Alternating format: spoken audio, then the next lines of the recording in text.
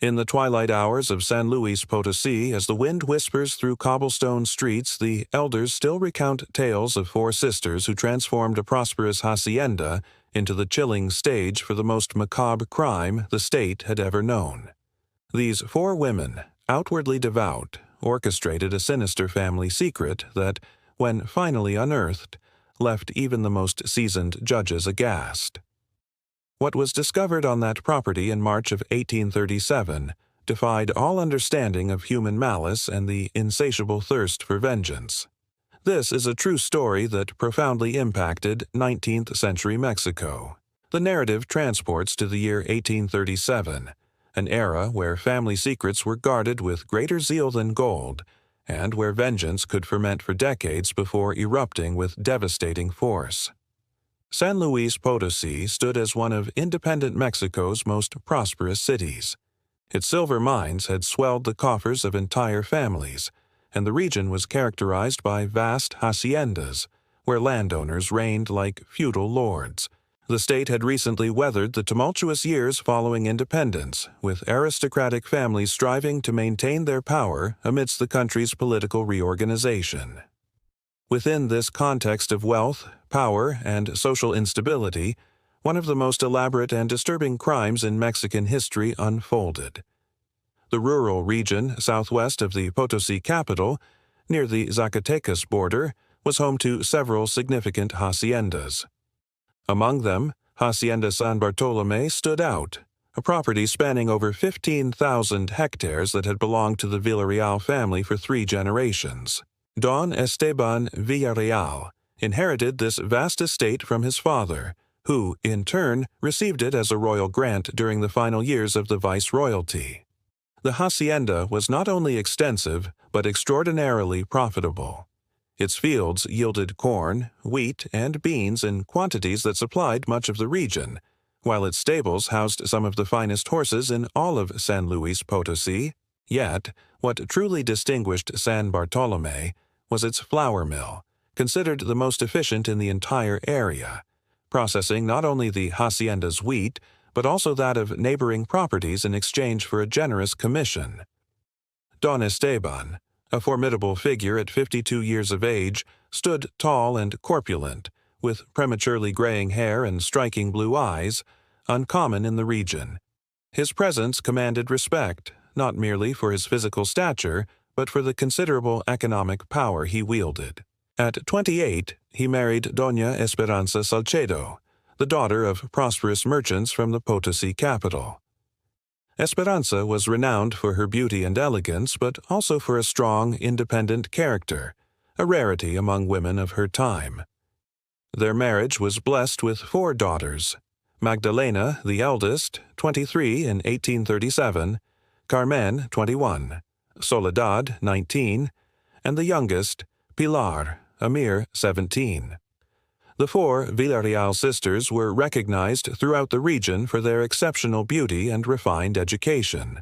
Don Esteban had engaged the finest tutors from the capital to ensure his daughters received an education that encompassed not only traditional domestic skills, but also literature, music, French, and basic mathematics.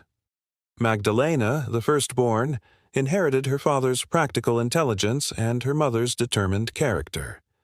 She was of average height, with dark brown hair and piercing green eyes that seemed to scrutinize the souls of those she met. From a young age, she displayed remarkable aptitude for numbers and administration, assisting her father with the hacienda's accounting.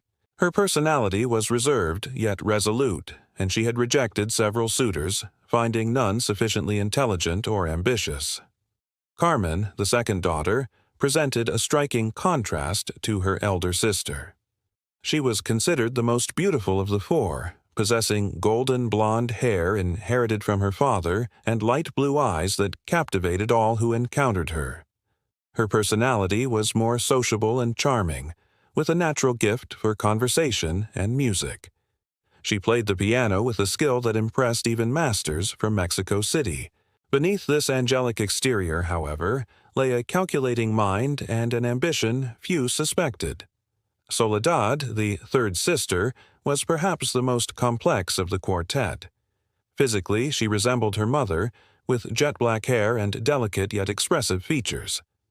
A voracious reader, she developed a particular fascination for French novels smuggled from Europe.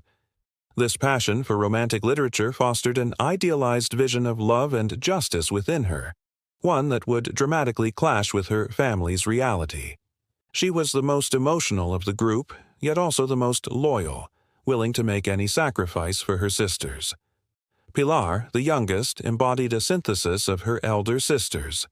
She inherited Carmen's beauty, Magdalena's intelligence, and Soledad's sensitivity. At 17, she already exhibited an emotional maturity that surprised those who knew her. She was her father's favorite, who saw in her the perfect blend of all the values he sought to instill in his daughters. Pilar played the violin and wrote poetry, yet also showed interest in the commercial aspects of the Hacienda. The Villareal family enjoyed widespread respect and admiration. Doña Esperanza hosted literary and musical soirees that attracted the cream of Potosi society. The four sisters were considered the most desirable marriage prospects in the area, and several young men from distinguished families expressed interest in courting them. Hacienda San Bartolome regularly welcomed merchants, local politicians, and aristocratic families seeking Don Esteban's company and counsel. However, this facade of familial perfection concealed tensions and secrets no one suspected. The sisters' refined education exposed them to ideas about the female condition that clashed with the realities of their time. The books they read, especially Soledad, contained revolutionary concepts for 1837 Mexico regarding women's independence and equal rights. Magdalena, for her part, developed a profound understanding of the family business, making her acutely aware of the immense economic power her father commanded, power that, according to the laws of the era, would pass entirely to their future husbands. The four sisters had forged an extraordinarily close bond, spending hours conversing in the hacienda's sprawling garden, sharing not only typical youthful secrets but also profound reflections on their future and the roles society expected them to play. This intimacy created an unbreakable bond, a mutual loyalty transcending personality and age differences. On February 15, 1837, precisely 1 month before the events that would forever alter San Luis Potosí's history, Don Esteban announced a decision during a family dinner that surprised everyone. He had arranged Magdalena's marriage engagement to Don Rodrigo Santamaría, the governor's son and heir to one of the region's most significant fortunes. The wedding was scheduled for June, immediately after the spring rains. The news struck the family like lightning. Magdalena visibly paled, remaining silent for the rest of the meal. Her sisters exchanged worried glances, yet none dared voice an objection in their parents' presence. Doña Esperanza, for her part, displayed a joy that seemed forced, as if she herself harbored reservations about her husband's decision. Don Rodrigo Santamaría, a 35-year-old widower of 3 years following the death of his first wife in childbirth, was known for his political acumen and connections in the nation's capital, but also for his domineering character and tendency toward absolute control over all he considered his property. His first wife, according to discreet but persistent rumors, had lived practically secluded on his hacienda, forbidden even from visiting her maternal family without constant supervision. That very night, the four sisters gathered in Magdalena's room to discuss their father's announcement. Their conversation that evening would initiate a chain of events culminating in tragedy.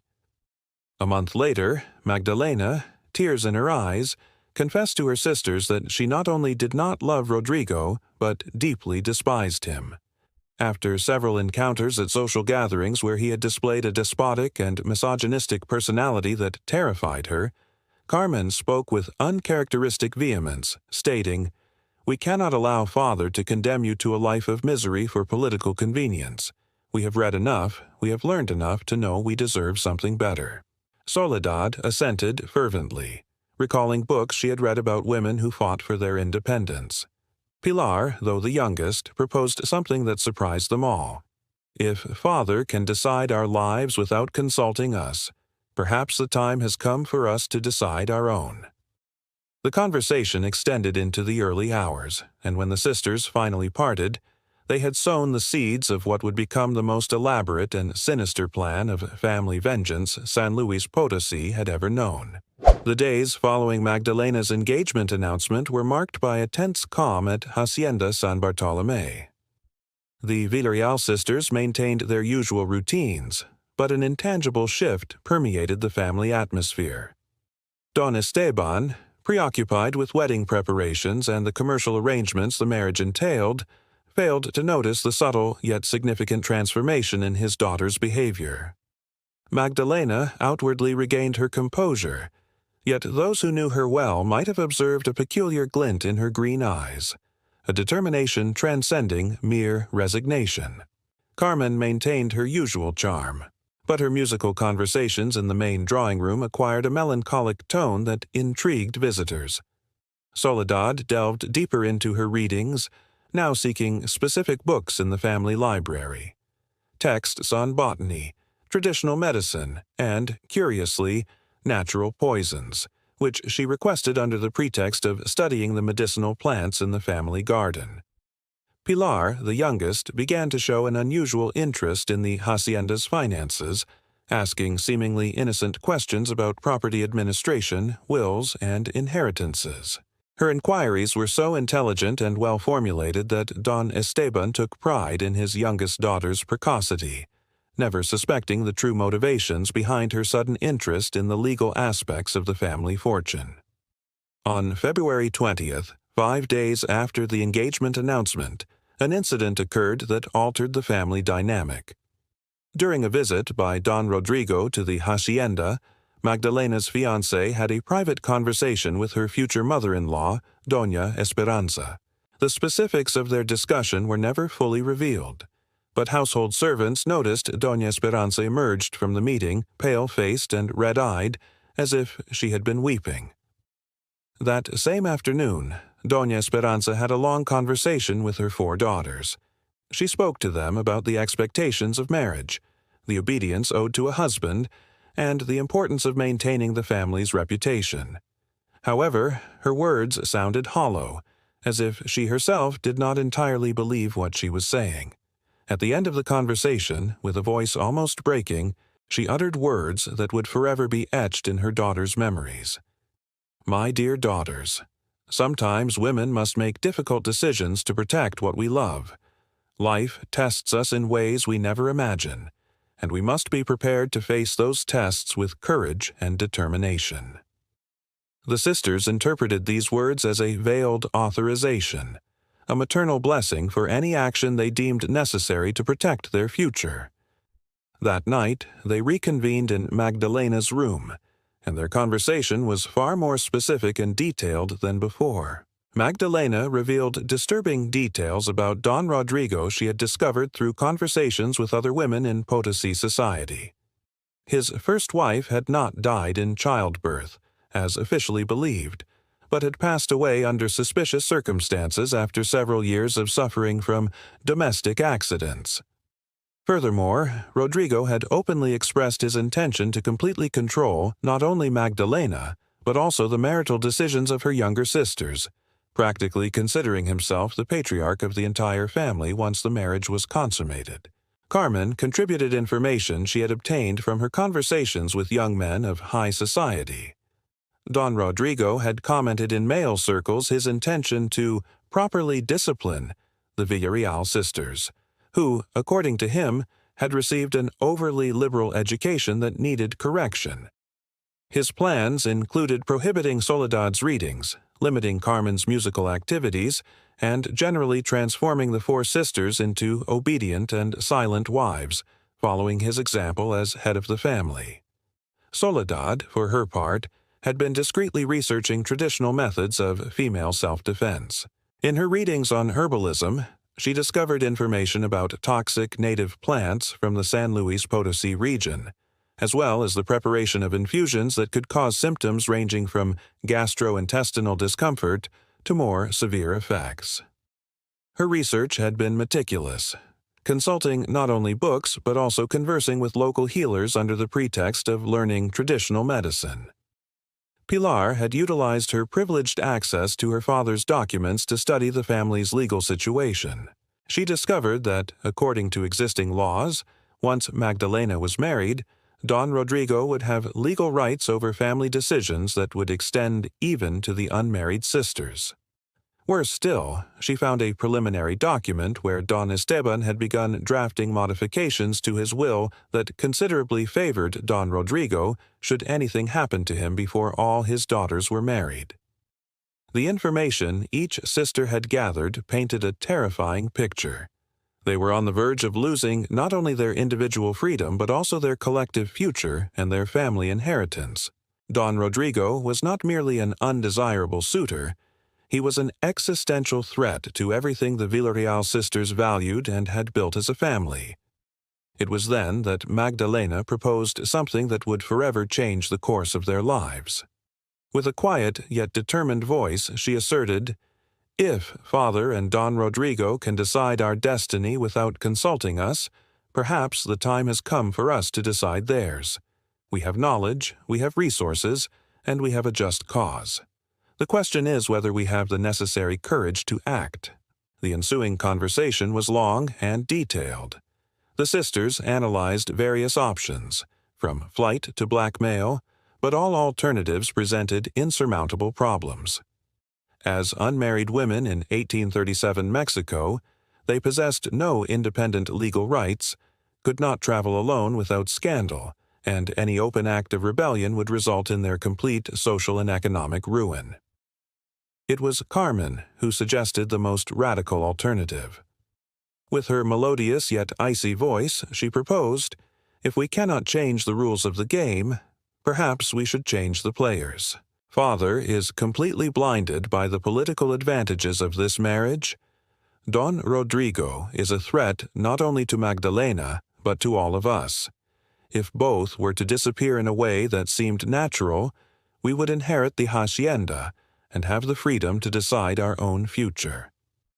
The silence that followed these words was dense and laden with meaning. None of the sisters expressed surprise or indignation at the suggestion. Instead, Soledad nodded slowly and confirmed, "I possess the necessary knowledge about toxic plants.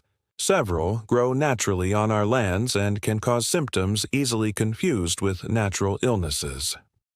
Pilar, with a maturity that contrasted with her youth, added, "I can ensure the legal documents are in order, so that the inheritance passes directly to us without complications. I can also create alibis and evidence to support the official version of what happens." Magdalena looked at her three sisters with a mixture of pride and sadness. "If we do this, there is no turning back. We will be sisters not only by blood, but also by secret. We must be prepared to carry this burden for the rest of our lives." The four sisters clasped hands in the center of the room, and at that moment they sealed a pact that would forever unite them in the most elaborate conspiracy San Luis Potosí had ever known. They did not realize they were about to write a sinister page in the state's history, nor that their names would be remembered for generations as synonymous with terror and feminine vengeance. The plan they began to devise that night combined Magdalena's intelligence, Carmen's psychological manipulation, Soledad's scientific knowledge, and Pilar's legal precision. It was a plan so detailed and elaborate that its execution would require weeks of meticulous preparation, but the sisters possessed both time and determination. What they did not know was that their mother, Doña Esperanza, had overheard a part of their conversation from the hallway. Far from being horrified, the woman who had silently endured her husband's impositions and feared her daughter's future under Don Rodrigo's dominion, made a decision that would surprise even her own daughters. Instead of stopping them, she chose to help them. Sunday, February 26, 1837, dawned with a persistent drizzle that soaked the fields of Hacienda San Bartolomé. The date had been carefully chosen by the Villareal Sisters, coinciding with the monthly visit of Father Joaquin Herrera, the family chaplain, who would celebrate Mass in the Hacienda's private chapel and bless the preparations for Magdalena's wedding. The priest's presence was crucial to the plan, as it would provide not only a perfect religious alibi but also an impartial testimony to the events about to unfold. Father Herrera, a 60-year-old man known for his moral integrity, had served the Villareal family for over a decade and was respected throughout the region for his wisdom and commitment to the community. The sisters had spent the previous week in meticulous preparations. Soledad had carefully collected and processed extracts of oleander, a common ornamental plant in the Hacienda's gardens, whose toxic properties were known since antiquity, but whose poisoning symptoms could easily be confused with natural heart problems. The exact concentration had been calculated after discreetly consulting a local healer, under the pretext of studying the medicinal properties of local plants. Magdalena had thoroughly studied her father's routines, identifying the precise moment he would be most vulnerable. Don Esteban had a habit of enjoying a glass of French brandy every Sunday after Mass, a ritual he had maintained for years as a way to relax before reviewing the weekly account books. This routine was so predictable that even the servants knew exactly when to prepare the drink and where to place it. Carmen had worked on the psychological aspect of the plan, preparing a performance that required extraordinary dramatic precision. In recent weeks, she had begun to show subtle symptoms of emotional stress related to her sister's wedding, creating a credible narrative of family tension that would explain any strange behavior observed on the crucial day. Pilar, for her part, had meticulously prepared all legal and documentary aspects. She had located and studied her father's will, identifying exactly where it was kept and how it could be modified without arousing suspicion. She had also prepared a series of documents that would support the official version of events, including fictitious correspondence suggesting Don Esteban's prior health problems. On the morning of February 26th, the family gathered for breakfast as usual. Don Esteban appeared particularly animated, having received positive news about some business ventures in the state capital. Doña Esperanza maintained a serene composure, but the sisters could detect tension in her subtle gestures. The four sisters breakfasted with seemingly normal appetites, exchanging light conversation about the Mass preparations and plans for the following week. At 10 a.m., Father Herrera arrived at the Hacienda accompanied by his assistant, a young seminarian named Francisco Aguirre, who had recently begun accompanying him on his pastoral visits. The seminarian's presence had not been anticipated in the original plan, but the sisters quickly adapted to this unforeseen variable, recognizing that an additional witness could even strengthen their alibi. Mass was celebrated in the family chapel with customary solemnity. The sisters actively participated in the ceremony, singing hymns with particular devotion and displaying a piety that impressed both Father Herrera and the seminarian. During the sermon, the priest spoke about the importance of family and the blessing represented by obedient children, words that would acquire prophetically ironic meaning in retrospect. After Mass, the family proceeded to the main dining room for Sunday lunch. It was a tradition that after each family Mass, a special meal was served, bringing together not only the nuclear family but also the Hacienda's most trusted employees. This festive and relaxed atmosphere was precisely what the sisters had envisioned for the execution of their plan. During lunch, Don Esteban was particularly talkative, sharing anecdotes from his youth and expressing his satisfaction with Magdalena's impending marriage.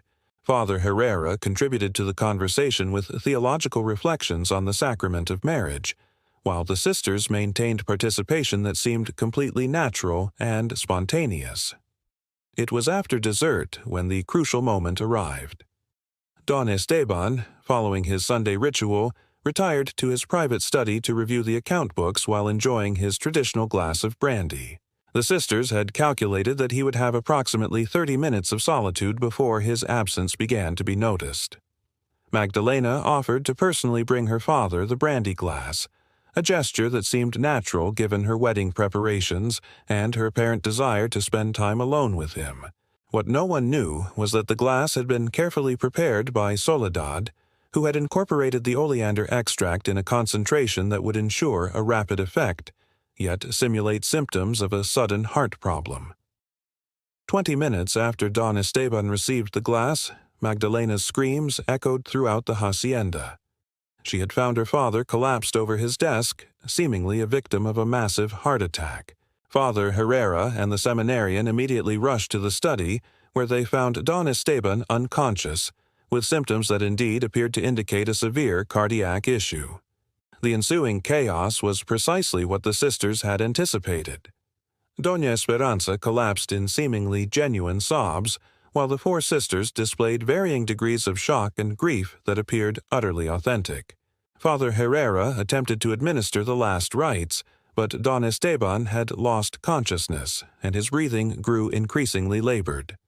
Carmen, maintaining composure with apparent heroic effort, suggested immediately sending for the nearest doctor, Dr. Sebastian Torres, who lived on a neighboring hacienda approximately an hour away. This suggestion was part of the plan, as the sisters knew that the elapsed time would be sufficient for the poison's effects to complete their course. While awaiting the doctor's arrival, the sisters naturally organized themselves into different roles. Magdalena remained by her father's bedside, holding his hand and whispering words of comfort that sounded genuinely emotional. Carmen took charge of coordinating the servants and keeping Father Herrera informed of the patient's condition. Soledad prepared infusions supposedly to help stabilize Don Esteban's heart, but which in reality contained nothing more than innocuous herbs. Pilar took care of sending messengers to local authorities and closest relatives, establishing official communication that would support the version of a sudden illness. At 4 in the afternoon, Don Esteban Villareal passed away in the presence of Father Herrera, his 5 women, and the seminarian Francisco. His last words, according to the priest's testimony, were a blessing for his daughters and an expression of gratitude for the happiness they had brought into his life. Father Herrera administered extreme unction and certified that death had occurred from apparently natural causes, likely a heart failure related to the stress of wedding preparations. When Dr. Torres finally arrived at the hacienda, Don Esteban had already passed. The doctor performed a basic post-mortem examination and confirmed the diagnosis of death by natural cardiac causes. The observed symptoms were entirely consistent with a massive heart attack, and there was no reason to suspect anything unnatural had occurred. Don Esteban Villareal's funeral was held 3 days later with a pomp reflecting his regional importance. Hundreds of people attended the obsequies, including government officials, prominent merchants, and virtually all the aristocratic families of San Luis Potosí. The Villareal sisters were met with universal sympathy, admired for their strength in tragedy and their dignity in sorrow. Don Rodrigo Santamaria attended the funeral and publicly expressed his intention to uphold the matrimonial commitment with Magdalena, suggesting the wedding could proceed after an appropriate period of mourning. This declaration, which should have been received as a display of loyalty and commitment, was heard by the sisters with a mixture of sinister satisfaction and renewed determination. The first obstacle had been removed, but the second, and perhaps more dangerous, remained intact. The months following Don Esteban's death were marked by profound changes in the dynamics of Hacienda San Bartolomé. As was customary at the time, the property's administration temporarily passed into Doña Esperanza's hands, but with the close supervision of Don Rodrigo Santamaria, who had unofficially assumed the role of the family's protector. This situation created palpable tension at the hacienda. Don Rodrigo visited the property almost daily, ostensibly to court Magdalena and assist with administrative matters, but his presence felt more like an occupation than an aid. He had begun making decisions about the hacienda without consulting Doña Esperanza, justifying his actions with the argument that he would soon officially be part of the family. The sisters observed with growing alarm how Don Rodrigo gradually implemented the changes he had anticipated. He had restricted visits from the sisters' friends, arguing that the household should maintain appropriate mourning. He had begun reviewing Soledad's readings, confiscating several books he deemed inappropriate for proper young ladies. He had limited Carmen's musical sessions, suggesting it was unsuitable for a mourning house to resonate with joyful melodies. But it was his behavior towards Magdalena that most unsettled the family. During his visits, Don Rodrigo treated her more as a possession than a fiancée, gripping her arm with unnecessary force, interrupting her conversations when he deemed she had spoken enough, and making explicit comments about the changes he would implement in her behavior once they were married. On April 15th, precisely 2 months after Don Esteban's death, Don Rodrigo announced that the wedding would take place on June 20th, during the festivities of San Juan. He also revealed that he had begun managing the sale of a portion of the Hacienda's lands to optimize the property's productivity, a decision he made without consulting the owning family. That night, the sisters met again to assess their situation. The original plan had worked perfectly, but Don Rodrigo had become an even greater threat than they had anticipated. Not only did he maintain his intention to marry Magdalena, but he had begun to exert control over the entire family that transcended even their initial fears. Magdalena, who had stoically endured Don Rodrigo's attentions for 2 months, confessed to her sisters that the situation had become untenable. Don Rodrigo had begun to display subtle but unequivocal physical aggression, pinching her when she did not respond with sufficient enthusiasm to his advances, and had made explicit comments about his intention to correct any resistance he encountered after the wedding. Pilar had continued her legal investigation and discovered something terrifying. Don Rodrigo had begun to process documents that would grant him legal control over the entire family inheritance, not just the portion that would belong to Magdalena. Using his political influence, he had arranged for a corrupt judge to prepare papers that would allow him to act as legal guardian for the younger sisters, effectively making him the absolute owner of the entire Villareal patrimony. Carmen had observed how Don Rodrigo interacted with the Hacienda's servants and employees and noticed an unsettling pattern. He had gradually begun replacing older, loyal employees with personnel of his own trust, creating a network of espionage that allowed him to control all aspects of family life. Soledad, for her part, had uncovered disturbing information about Don Rodrigo's past. Through discreet conversations with women from other families, she confirmed that his first wife had not died in childbirth but had suffered a series of accidents culminating in her death. Furthermore, there was evidence that Don Rodrigo had used similar methods to eliminate other obstacles in his political and social career.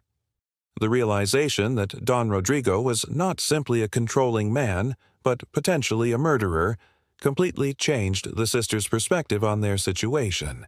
It was no longer about avoiding an unwanted marriage, but about surviving a deadly threat that had infiltrated their home and possessed the legal and political power to completely destroy them.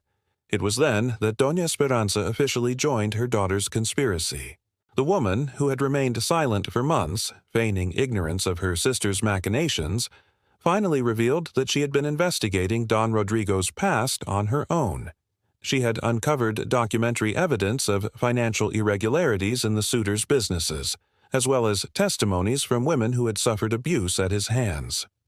The information Doña Esperanza contributed to the group transformed the family conspiracy into something far more elaborate and dangerous. It was no longer simply 4 young sisters trying to protect their freedom, but 5 experienced and determined women who had decided to eliminate a threat they considered existential to their survival. The plan they began to develop in May 1837 surpassed in complexity and audacity anything they had previously conceived. Don Rodrigo was smarter, more powerful, and more dangerous than Don Esteban, and eliminating someone of his position would require a precision and planning that left absolutely nothing to chance. Magdalena proposed that they use Don Rodrigo's own arrogance against him. The man had begun to behave as if he already owned the hacienda, making unilateral decisions and displaying a confidence bordering on negligence. This excessive confidence could be exploited to create the perfect opportunity for his elimination. Carmen suggested they use the wedding itself as the setting for the plan. The celebration would attract hundreds of guests, including important political figures and respectable witnesses who could certify that everything had transpired normally. Furthermore, the intense emotions of a wedding would provide perfect cover for any behavior that might seem strange under normal circumstances. Soledad had been experimenting with a more sophisticated combination of toxins, using not only oleander but also other local plants that could create more complex and difficult-to-diagnose symptoms. Her goal was to create a mixture that would cause a death that appeared natural but would be impossible to link to poisoning using the analytical methods available in 1837. Pilar had been preparing a series of documents that would completely alter the family's legal situation after Don Rodrigo's death. She had falsified correspondence suggesting that Don Rodrigo had been involved in illegal activities and had prepared wills and contracts that would ensure the family inheritance remained intact in the hands of the Villareal women. Doña Esperanza contributed the most crucial element.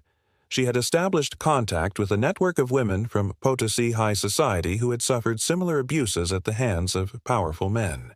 This informal network of victims and allies would provide not only additional information about Don Rodrigo, but also logistical support for the plan, his execution, and testimonies that would corroborate the official version of events. The final plan that emerged from these conversations was so elaborate that it required the precise coordination of multiple elements: timing, chemistry, psychology, acting, legal documentation, and social manipulation. It was a plan that leveraged all the skills and knowledge the 5 women had developed and utilized the very weapons of tradition, religion, law, and society to destroy one of its most dangerous representatives. What none of them anticipated was that Don Rodrigo, far from being the naive victim they expected, had begun to suspect that something strange was happening at Hacienda San Bartolome. His experience in eliminating obstacles had given him an intuition for detecting dangers, and he had begun to notice subtle inconsistencies in the family's behavior that had put him on alert. During the first weeks of May, the atmosphere at Hacienda San Bartolome grew dense, like the humidity before a storm. The Villareal sisters had perfected their performances to the point that they seemed to have genuinely accepted their fate, but Don Rodrigo, with the cunning that had led him to eliminate previous enemies, had begun to detect signals that did not align with the family's apparent submission. The first clue that aroused his suspicions was a subtle change in the servants' behavior. Employees who had previously treated him with cautious deference now displayed an unusual confidence conversations that abruptly ceased when he entered a room, glances exchanged among the domestic staff, and a general sense that important information circulated within the hacienda without his inclusion. Don Rodrigo had survived in the Mexican political world by developing a paranoia bordering on genius. This same paranoia had saved him from several assassination attempts by political enemies, and now that internal alarm began to sound with increasing insistence. He decided to discreetly investigate what was truly happening within the family that would soon be his. On May 8th, Don Rodrigo arrived at the hacienda unannounced, something he had never done before. His excuse was that he wanted to surprise Magdalena with a special gift, but his true objective was to observe the family when they were unprepared for his presence.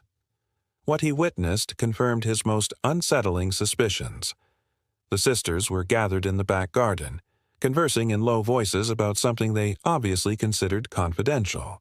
When they saw him approach, the conversation immediately ceased, and all adopted expressions of surprise that seemed too rehearsed to be genuine. Magdalena rose to greet him with a smile that did not reach her eyes, while her sisters dispersed with excuses that sounded practiced. During that visit, Don Rodrigo paid attention to details he had previously overlooked.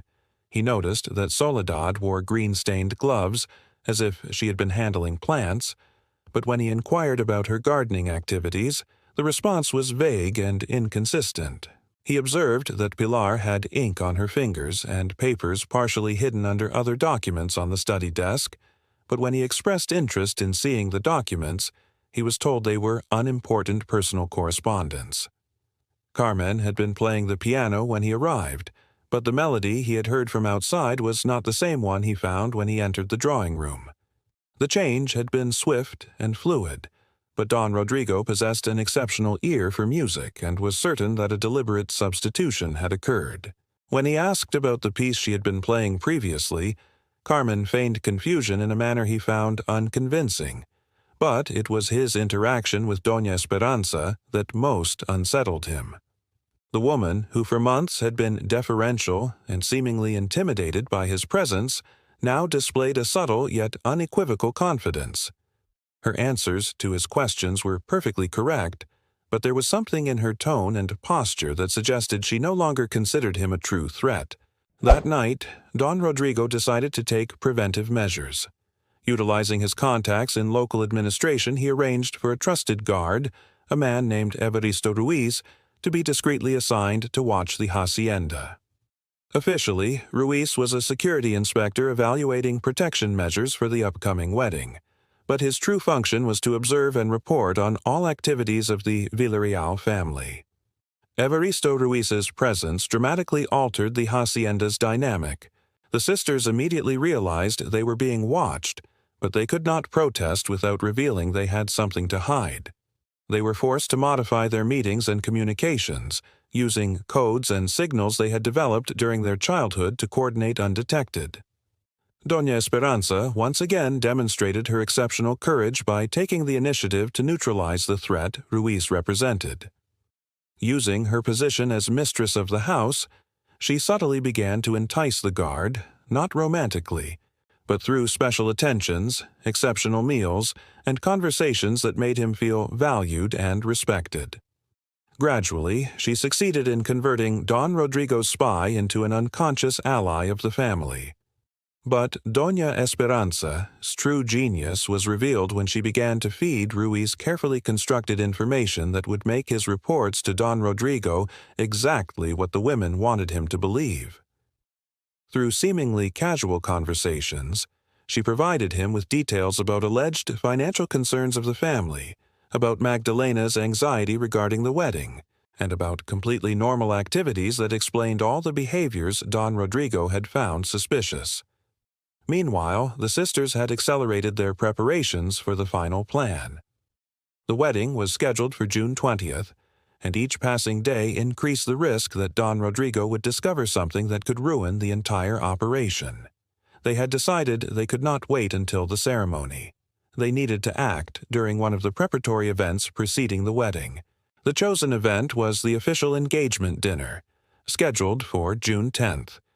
It would be an intimate celebration, with only the closest family and a few selected friends, which would provide the perfect environment for the plan's execution.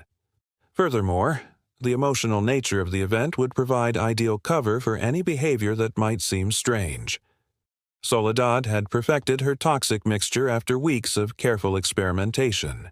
She had combined oleander extracts with castor bean and a small amount of Jimson weed, creating a substance that would cause progressive symptoms simulating a nervous collapse followed by heart failure. The combination was particularly diabolical because the initial symptoms could easily be attributed to the emotional stress of the celebration. Magdalena had meticulously studied Don Rodrigo's habits during family celebrations. She had noticed that he always requested a specific glass of French cognac after formal meals, a ritual he considered a demonstration of his European sophistication. This predictability would be his downfall. Carmen had prepared a performance that would rival the best actresses of the era. Her role would be that of the sister emotionally overwhelmed by Magdalena's impending wedding, providing distraction and emotional cover for any actions the other sisters needed to take. Pilar had prepared a series of documents that would be discovered after Don Rodrigo's death, including evidence of his past criminal activities and correspondence suggesting he had received death threats from families of previous victims. These documents would provide an alternative explanation for his death that would steer any investigation away from the Villareal family. But the most brilliant element of the plan was Doña Esperanza's participation. She had arranged for Dr. Torres, the same doctor who had certified Don Esteban's natural death, to be present at the dinner as a social guest. His presence as a respectable medical witness would be crucial to certifying that Don Rodrigo's death had been natural and required no further investigation. On June 8, 2 days before the fateful dinner, Don Rodrigo had a private conversation with Evaristo Ruiz that revealed the depth of his paranoia. Ruiz reported that he had observed all sorts of normal activities at the hacienda, but Don Rodrigo was not satisfied. He had decided he needed to take more aggressive measures to protect himself. Don Rodrigo revealed to Ruiz that he had begun to suspect Don Esteban as death had not been natural. He had discreetly consulted with a doctor from Mexico City about the possibility of poisoning, and had learned that several plant poisons could cause symptoms easily confused with heart problems. This information had transformed his general suspicion into a specific theory that terrified him. Don Rodrigo's decision was to hire a food taster, a man named Aurelio Santos, who had previously worked for important government officials in high-risk situations. Santos would arrive at the hacienda on the day of the dinner, ostensibly as an additional servant for the special occasion, but in reality, to taste all food and drink Don Rodrigo consumed. This information reached Doña Esperanza through Ruiz, who had developed such loyalty to the family that he now reported Don Rodrigo's activities instead of the women's. The news that Don Rodrigo had hired a taster represented a serious complication requiring immediate modification of the plan. The sisters met that same night for an emergency planning session that lasted until dawn. They had come too far to turn back, but the presence of a taster made it impossible to directly poison Don Rodrigo's food or drink. They needed to find an alternative way to administer the toxin without it passing through the taster. It was Pilar who proposed the most audacious solution. Instead of poisoning food or drink, they would use physical contact. Soledad could prepare the toxin in a form that could be absorbed through the skin, and Magdalena could administer it through the intimate contact expected between an engaged couple during an engagement celebration. Soledad confirmed that it was possible to create a topical preparation of the same toxins she had been using. Absorption would be slower, but also harder to detect. Even if someone suspected poisoning, the symptoms would appear gradually throughout the night, starting with general malaise and progressing to cardiovascular collapse. The revised plan required Magdalena to apply the toxic substance to her hands and then touch Don Rodrigo in a way that appeared natural and appropriate for the occasion. The engagement celebration would provide multiple opportunities for this physical contact, from dancing to exchanging gifts and toasts. On June 9th, the eve of the fatal dinner, the 5 women of Hacienda San Bartolome made their final preparations. Each reviewed her role in the plan, rehearsed critical sequences, and mentally prepared for what would be the most important performance of their lives. They knew that if the plan failed, they would not only lose their freedom but likely their lives, as Don Rodrigo would show no mercy to those who had attempted to assassinate him. That night, none of the 5 women truly slept. They spent the hours in a silent vigil, each lost in her own thoughts about what had led their lives to this extreme point. At dawn, on June 10, 1837, they rose knowing that before the day ended, they would either have achieved their definitive freedom or sealed their tragic fate. What they did not know was that Don Rodrigo had also spent the night sleepless and had his own plans for that evening, his dinner plans that included not only protecting himself but also permanently neutralizing the women he had begun to consider an unacceptable threat to his future. June 10, 1837, dawned with a clear sky, promising a perfect evening for the engagement dinner. Hacienda San Bartolome had been transformed for the occasion. The finest family silverware had been brought out. Fresh flowers adorned every room, and the aroma of special dishes prepared by the kitchen staff filled the entire house. For the 5 women of the Villareal family, every moment of preparation was charged with an almost unbearable tension. They had rehearsed their roles to perfection, but they knew that the reality of execution would bring unforeseen variables that would test not only their planning, but also their determination and ability to act under extreme pressure. Magdalena had risen before dawn to apply the toxic preparation that Soledad had perfected over weeks. The substance was colorless and odorless, but it needed to be renewed every few hours to maintain its potency. The application process was delicate, She had to cover her palms and fingers with a uniform layer that would be invisible to casual touch, but that would transfer enough toxin during prolonged contact. Soledad had spent the early morning in the final preparations of her chemical arsenal. In addition to the main substance Magdalena would use, she had prepared several antidotes and neutralizers in case something went wrong and the toxin accidentally affected a family member. She had also prepared aromatic salts and stimulants that could be useful if they needed to feign fainting or nervous crises during the evening. Carmen had dedicated the first hours of the day to perfecting her musical performance.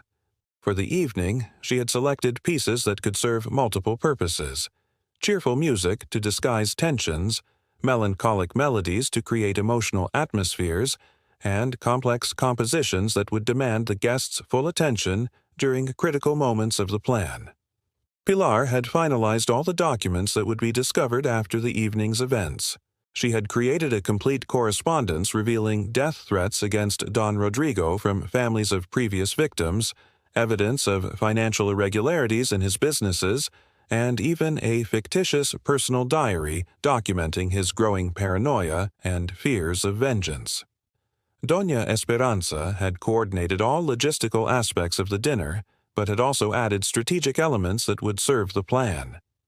She had arranged the seating to ensure Don Rodrigo was positioned where Magdalena would have multiple opportunities for natural physical contact. She had also coordinated the timing of each dinner course to create the pauses and moments of distraction the sisters would need. The guests began to arrive at 6 in the evening.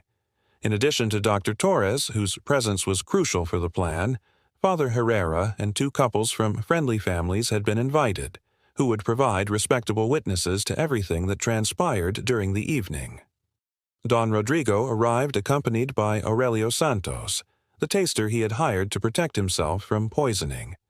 Santos's presence immediately created a palpable tension. Although the guests did not understand his true function, Don Rodrigo presented him simply as a personal assistant who would help him with some business matters during the evening. However, the sisters immediately noticed how Santos carefully observed everything served and discreetly tasted each dish and drink before Don Rodrigo consumed them. The dinner began with an apparent normalcy that concealed the extreme tension felt by both Don Rodrigo and the Villareal women.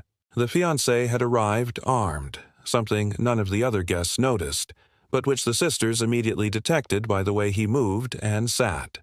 His suspicions about the family had reached a level that had led him to prepare for a possible direct attack. During the first course, Magdalena had her first opportunity for physical contact when Don Rodrigo took her hand to examine the engagement ring he had given her weeks earlier. The contact lasted several seconds, enough time for a significant amount of the toxin to transfer to Don Rodrigo's skin. Magdalena maintained a perfect smile while internally counting the seconds of contact. Carmen provided the perfect distraction with a musical performance that captured the attention of all the guests. Her performance was so beautiful and emotional that even Santos ceased his vigilance for a few moments to listen to the melody. During this period of distraction, Soledad was able to discreetly renew the toxic application on Magdalena's hands, ensuring the next opportunity for contact would be equally effective. The second significant contact occurred when Don Rodrigo invited Magdalena to dance after the second course. The dance required constant physical contact, and during the 15 minutes the dance lasted, a considerable amount of toxin was transferred. Don Rodrigo noticed nothing unusual, but at the end of the dance he commented that he felt slightly dizzy, attributing the sensation to the wine he had consumed. It was during the third course when the first serious symptoms began to manifest. Don Rodrigo began to sweat profusely and complained of excessive heat, asking for the dining room windows to be opened. His breathing became slightly labored, but when Dr. Torres offered to examine him, Don Rodrigo refused medical attention, insisting he felt perfectly fine. Aurelio Santos had begun to show signs of alarm. As an experienced taster, he had developed the ability to detect subtle changes in his protectee's behavior that could indicate poisoning. The symptoms he observed in Don Rodrigo were worrying, but he could not explain how it had occurred if he had personally tasted all food and drink. The genius of the method used by the sisters became evident when Santos began discreetly questioning the kitchen staff about possible contaminations. All his questions focused on food and drink, never considering the possibility that the toxin had been administered through physical contact. His experience and training had become blind spots preventing him from detecting the true method of poisoning. During the fourth course, Don Rodrigo began to show more serious cardiovascular symptoms. His pulse had noticeably accelerated, and he began to experience irregular palpitations that alarmed him enough to finally accept Dr. Torres's attention. The doctor performed a preliminary examination and diagnosed what appeared to be an anxiety crisis aggravated by alcohol consumption. But Don Rodrigo, despite his growing discomfort, had not completely lost his cunning.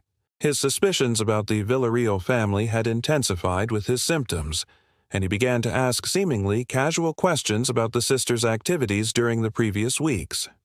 His questions were subtle enough not to alarm the other guests, but the sisters immediately recognized he was investigating. It was then that Pilar demonstrated the coolness and intelligence that had made her the group's strategist. Instead of avoiding Don Rodrigo's questions, she began to answer them in a way that provided exactly the information he expected to hear.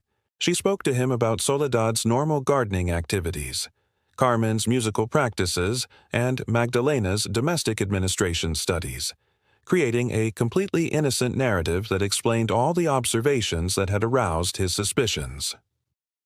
During the fifth course, Don Rodrigo's symptoms dramatically intensified. He began to experience severe nausea, chest pains, and mental confusion that deeply alarmed him. He attempted to rise from the table, but his legs failed him, and he collapsed back into his chair, obviously in severe medical crisis. The ensuing chaos was exactly what the sisters had anticipated and rehearsed. Dr. Torres immediately took charge of the medical situation, ordering Don Rodrigo to be moved to the main drawing room sofa, where he could examine him more appropriately. The other guests retreated to a respectful distance, allowing the doctor to work while expressing concern and shock at the fiancé's sudden collapse. Magdalena delivered a perfect performance, remaining by Don Rodrigo's side, holding his hand and whispering words of comfort that sounded genuinely emotional. What observers did not know was that this final contact was transferring the last traces of toxin that would ensure the process continued its irreversible course. Her tears appeared so authentic that even Father Herrera was moved by the young woman's devotion to her dying fiancé. Carmen provided the perfect sonic ambiance for the tragedy, softly playing melancholic musical pieces that created a solemn atmosphere without being excessively dramatic. Her music helped maintain the guests in an appropriate emotional state while providing subtle acoustic cover for any conversation the sisters needed to have. Soledad had strategically positioned herself near Dr. Torres, offering to assist with traditional herbal remedies that might help stabilize the patient. Her knowledge of medicinal plants impressed the doctor, who accepted her help without suspecting that the same woman offering remedies had been the one who administered the poison. Pilar took charge of coordinating external communications, sending messengers to inform local authorities and Don Rodrigo's family about the medical crisis. She also ensured that Evaristo Ruiz, who had been discreetly watching the dinner from outside, had access to observe the events and could later testify about the seemingly natural nature of the sudden illness. Doña Esperanza once again demonstrated her exceptional courage by managing the guests with a combination of dignity and efficiency that maintained order without allowing panic to take hold of the situation. Her calm yet firm leadership ensured that all present behaved in a manner that supported the official narrative of sudden illness. Aurelio Santos found himself in a desperate situation. All his instincts told him that Don Rodrigo had been poisoned, but he could not explain how it had occurred. He had personally tasted every dish and every drink. He had carefully observed all interactions, and he had detected nothing suspicious. His failure to protect his employer would not only ruin his professional reputation, but could result in criminal accusations if it were determined that the poisoning had occurred under his expert vigilance. At 10:30 that night, after more than an hour of heroic medical struggle by Dr. Torres, Don Rodrigo Santamaria passed away in the drawing room of Hacienda San Bartolome. His last words, according to Father Herrera's testimony, were an expression of love for Magdalena and a request that she take good care of her sisters. The irony of these words did not escape the 5 women who had orchestrated his death. Dr. Torres performed a preliminary post-mortem examination and determined that the cause of death had been sudden heart failure, possibly precipitated by the emotional stress of the celebration and aggravated by a pre-existing cardiovascular condition that had not been previously diagnosed. The observed symptoms were entirely consistent with this diagnosis, and there was no medical reason to suspect poisoning. Father Herrera administered the last sacraments and offered spiritual comfort to the devastated family. His testimony about the sisters' piety and their exemplary behavior during the medical crisis would become a crucial element in establishing their innocence in any subsequent investigation. The other guests departed the hacienda, moved by the tragedy they had witnessed, but without suspecting anything unnatural had occurred. Their consistent testimonies about the evening's progression and the appropriate behavior of all present would provide a solid foundation for the official version of events. But the most brilliant element of the plan was revealed when local authorities arrived to investigate the sudden death of an important political figure. Pilar had meticulously prepared the documents that would be discovered during the investigation, including threatening letters from families of Don Rodrigo's previous victims, evidence of his past criminal activities, and correspondence revealing his growing paranoia about possible revenge attacks. The official investigation, led by the local magistrate Don Fernando Aguilar, immediately focused on these external threats, rather than considering the possibility that the hosting family had been involved. The documentary evidence was so convincing and so well constructed that it completely steered the investigation towards false leads that would never uncover the truth. Aurelio Santos desperately tried to convince authorities that Don Rodrigo had been poisoned, but his testimony was dismissed for several reasons. First, he could not explain how the poisoning had occurred under his expert vigilance. Second, Dr. Torres had certified a natural death based on solid medical evidence. Third, the documentary evidence suggested credible threats from external sources that provided alternative explanations for any paranoia Don Rodrigo had shown. The investigation officially closed a week later with the conclusion that Don Rodrigo Santamaria had died of natural causes during a family dinner, possibly due to accumulated stress from death threats he had been receiving from political enemies and families of victims of his past activities.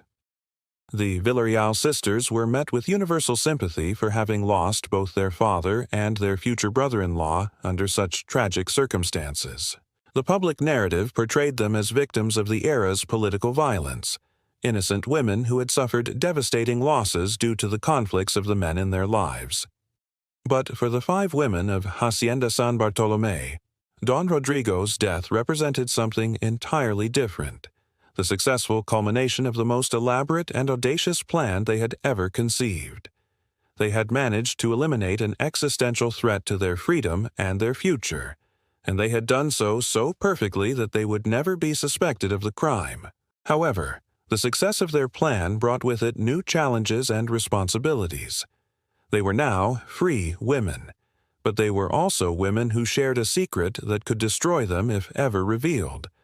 Their bond as sisters had transformed into something deeper and more dangerous, a criminal sisterhood that would bind them forever. The months following Don Rodrigo Santamaria's death were marked by profound transformations in the lives of the Villareal Sisters and in Potosi society's perception of them. The double tragedy that had struck the family, the loss of the patriarch, and the future son-in-law in less than 6 months had awakened a sympathy transcending the region's social and political divisions. Doña Esperanza emerged as a figure of respect and admiration, a widow who had demonstrated exceptional strength in the face of adversity. Her handling of the family crisis had been so skillful that several aristocratic families began to seek her counsel in domestic and social matters.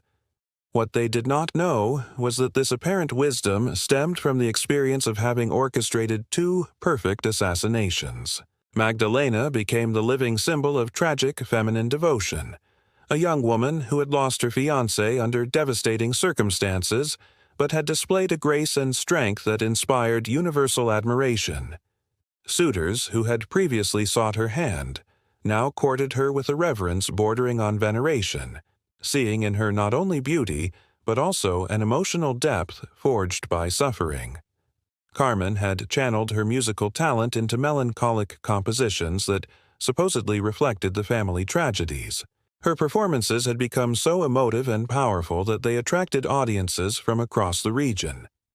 What the public interpreted as art born of pain was in reality the expression of profound satisfaction at having helped eliminate threats to their freedom. Soledad had developed a reputation as an expert herbalist, consulted by families throughout the region for traditional remedies and health advice. Her knowledge of medicinal plants, which she had used to create deadly poisons, had now become a source of healing and community respect. The irony of using the same knowledge to kill and to cure did not escape her. Pilar had gradually assumed the effective administration of the Hacienda, demonstrating a business acumen that surprised all who knew her. Her legal and financial intelligence, initially developed to plan assassinations, was now applied to making the family patrimony prosper in ways her father had never imagined. Hacienda San Bartolomé had not only survived the tragedies, but had begun to flourish in new and unexpected ways. Under the indirect administration of the Villareal women, the property had diversified into new commercial activities, including the production of fine textiles and the specialized breeding of purebred horses. But the sisters' true triumph was revealed in the legal changes they had managed to implement. Utilizing the political connections Don Rodrigo had left behind and the sympathies his death had aroused, they had achieved modifications to their legal situation that granted them control over the family inheritance that would have been impossible under the original circumstances. 6 months after Don Rodrigo's death, the 5 women gathered in the same garden where they had originally planned their crimes. Their conversation that afternoon revealed both the depth of their transformation and the solidity of their criminal union. Magdalena had begun to receive marriage proposals from men who represented better options than Don Rodrigo, but now she possessed the power to reject them without devastating family consequences. Her experience had transformed her perspective on marriage and power, leading her to consider options that would have previously been unthinkable for a woman of her position. Carmen had begun corresponding with musicians and artists from Mexico City, exploring possibilities for an artistic career that would have been impossible under Don Rodrigo's control. Her talent, free from the restrictions that had threatened to suffocate it, had begun to flourish in ways that promised extraordinary opportunities. Soledad had established contacts with healers and herbalists throughout the region, developing a network of knowledge that transcended traditional boundaries between traditional medicine and modern science. Her personal library had grown to include advanced medical texts that she was studying with an intensity rivaling that of any professional doctor. Pilar had begun to establish independent commercial contacts, exploring investment opportunities that could make the Villareal family one of the most prosperous in all of San Luis Potosí. Her vision for the Hacienda's future included agricultural and commercial innovations that would have been impossible under traditional male administration.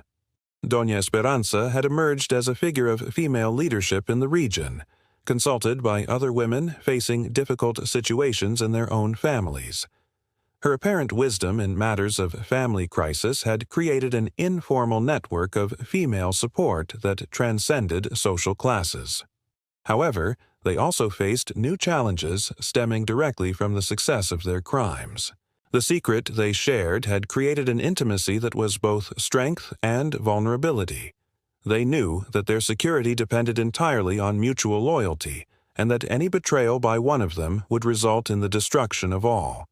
Furthermore, the success of their methods had begun to tempt them with additional possibilities. During their conversations, they had identified other men in the region who represented similar threats to other families. The question they had begun to ask themselves was whether they had a moral responsibility to use their skills to protect other women from fates similar to the one they had avoided. This question had subtly but significantly divided the group. Magdalena and Pilar leaned towards caution, arguing that they had achieved their objectives and that risking exposure for others would be imprudent. Carmen and Soledad, on the contrary, began to see their success as evidence that they had the power and the obligation to act against other abusers. Doña Esperanza had become the arbiter of these discussions, using her maternal authority to keep the group united while they explored the ethical implications of their actions. Her perspective was that they had crossed a line that forever separated them from ordinary women and that they should be extraordinarily careful about how they utilized the power they had acquired. By the end of 1837, exactly 1 year after they began planning Don Esteban's assassination, the Villareal Sisters had achieved something no woman of their era had: complete freedom to determine their own destinies, total control over a considerable patrimony, and the respect of a society that saw them as heroic victims rather than criminal perpetrators. But this success came with a price they were only beginning to fully comprehend. They had discovered capacities for manipulation, criminal planning, and violence that had fundamentally transformed them. They were no longer the innocent young women they had been a year prior. They had become something new and more dangerous. The last documented conversation among the sisters about their crimes occurred in December 1837, during a meeting where they evaluated all they had achieved and lost during the year. Magdalena summarized her feelings with words that revealed both her satisfaction and her understanding of the implications of their actions. "We have bought our freedom with blood, and although the price was high, I do not regret having paid it. But now we must live with the wisdom of knowing that we are capable of terrible things when necessity demands it."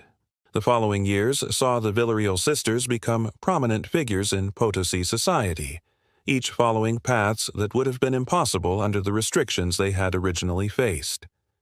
Their successes were genuine and well-deserved, but they were always built upon the foundation of the crimes they had committed in 1837. Magdalena never married, choosing instead to dedicate herself to the administration of family businesses that made her one of Mexico's most successful businesswomen.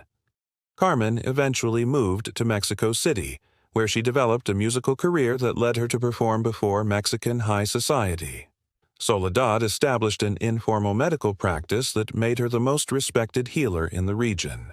Pilar eventually married a respectable merchant but maintained control of her properties in ways that set legal precedents for other women. Doña Esperanza lived to an advanced age, revered by a community that never knew the truth about the tragedies that had marked her family.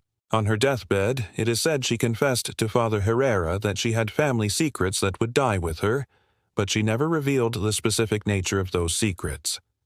The case of the Villareal Sisters became a local legend for reasons none of San Luis Potosí's inhabitants fully comprehended. The official story spoke of a family that had overcome extraordinary tragedies with exceptional grace and strength. The reality was that 5 women had committed perfect assassinations that had transformed not only their own lives, but also the expectations of what Mexican women could achieve when given the opportunity.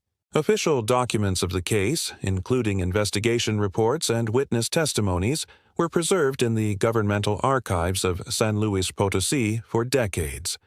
No evidence of criminal activity was ever found, and the deaths of Don Esteban Villareal and Don Rodrigo Santamaria officially remained classified as natural.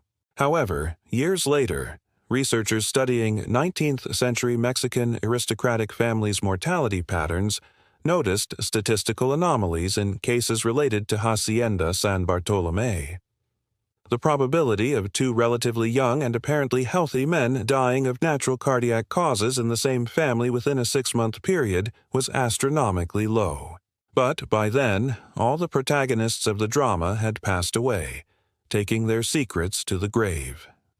The truth about what had truly occurred in 1837 remained buried with them, and the official story of the heroic Villareal Sisters continued to be the accepted version of events.